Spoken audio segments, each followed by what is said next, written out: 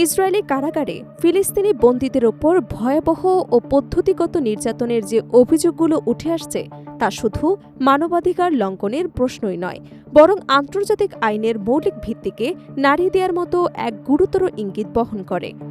আল জাজিরার অনুসন্ধানী প্রতিবেদনে সাবেক বন্দীদের বর্ণনায় এমন সব নির্যাতনের কথা উঠে এসেছে যা অত্যন্ত নির্মম ও অমানবিক বলে দাবি করা হচ্ছে। তাদের ভাষ্যমতে এসব ঘটনা কোনো বিচ্ছিন্ন আচরণ নয়, বরং একটি কাঠামোগত ব্যবস্থার অংশ হিসেবে পরিচালিত হচ্ছে। জাতিসংঘ ও আন্তর্জাতিক অপরাধ আদালতের পর্যবেক্ষণেও যৌন সহিংসতাকে যুদ্ধের অস্ত্র হিসেবে ব্যবহারের ইঙ্গিত পাওয়া যাচ্ছে।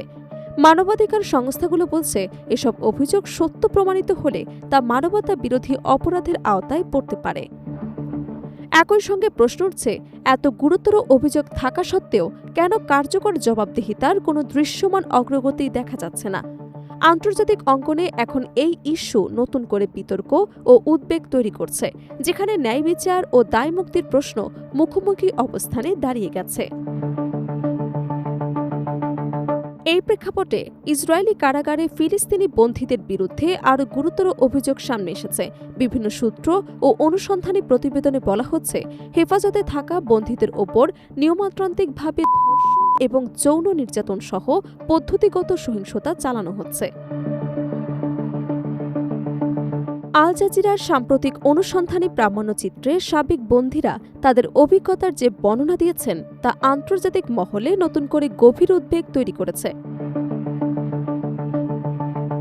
গাজার সাবেক সরকারি চাকুরিজীবী মুহাম্মদ আল বাকরি 2024 সালের 10 এপ্রিল ঈদ উল ফিতরের দিনের অভিজ্ঞতা তুলে ধরে জানান, তাকে এবং আরও 7 জন বন্দীকে সম্পূর্ণ নগ্ন করে চোখ এবং হাত বেঁধে সারিবদ্ধভাবে দাঁড় করানো হয়।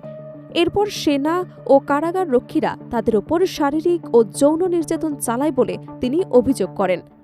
আল বাকরি আরও দাবি করেন, বন্দীরা যন্ত্রণায় চিৎকার করলেও সেনারা হাসছিল এবং সে সময় ঘটনাগুলো ভিডিও করা হচ্ছিল। তার ভাষ্যমতে বন্দীদের ভয় দেখাতে এবং নিয়ন্ত্রণে রাখতে হিংস্র কুকুর লেলিয়ে দেওয়ার ঘটনা ঘটেছে, যা পরিস্থিতিকে আরও ভয়াবহ করে তোলে। একই ধরনের অভিজ্ঞতার কথা জানিয়েছেন জব ছদ্মনামের গাজার এক সাধারণ শ্রমিক। তিনি অভিযোগ করেন, নারী সেনারা তাকে হাত পা বেঁধে মেঝেতে চেপে ধরে অমানবিক যৌন নির্যাতন চালায়। ঘটনাটি চলাকালীন উপস্থিত অন্যান্য সেনারা বিষয়টি দেখছিল এবং ভিডিও ধারণ করছিল বলে দাবি করেন।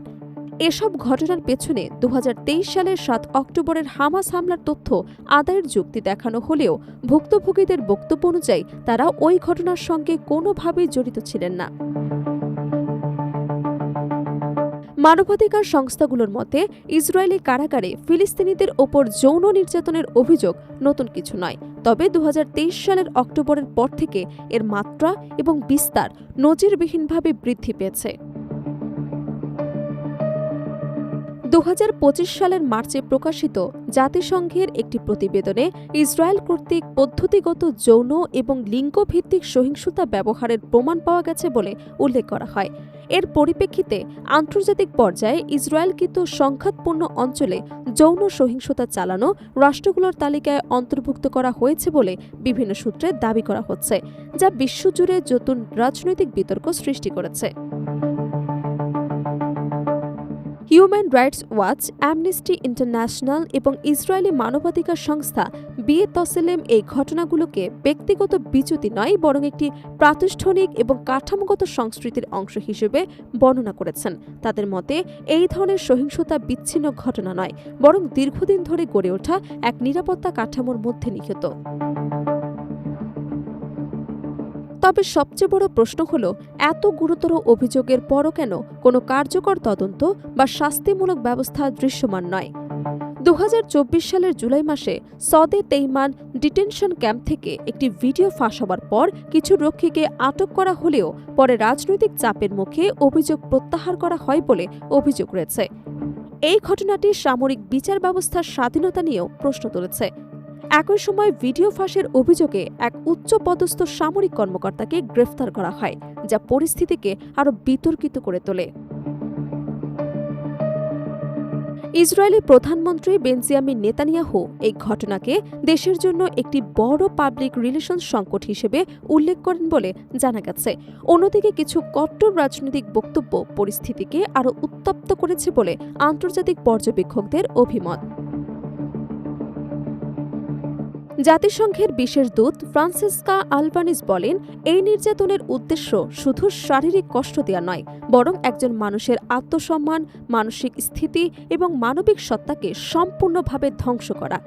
আন্তর্জাতিক আইন বিশেষজ্ঞদের মতে, কোনো রাষ্ট্রীয় কাঠামোর মধ্যে যৌন সহিংসতা যদি বিচ্ছিন্ন ঘটনা না হয়ে নিয়মতান্ত্রিকভাবে ঘটে, তবে তা মানবতা বিরোধী অপরাধ হিসেবে বিবেচিত হতে পারে।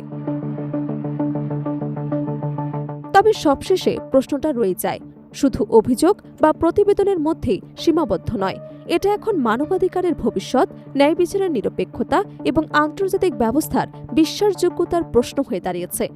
যদি এই ধরনের গুরুতর অভিযোগ সত্যি প্রমাণিত হয়, তাহলে তা শুধু একটি দেশের কারাগার ব্যবস্থার ইস্যু নয়, বরং গোটা বৈশ্বিক আইনি কাঠামোর জন্য এক গভীর পরীক্ষা।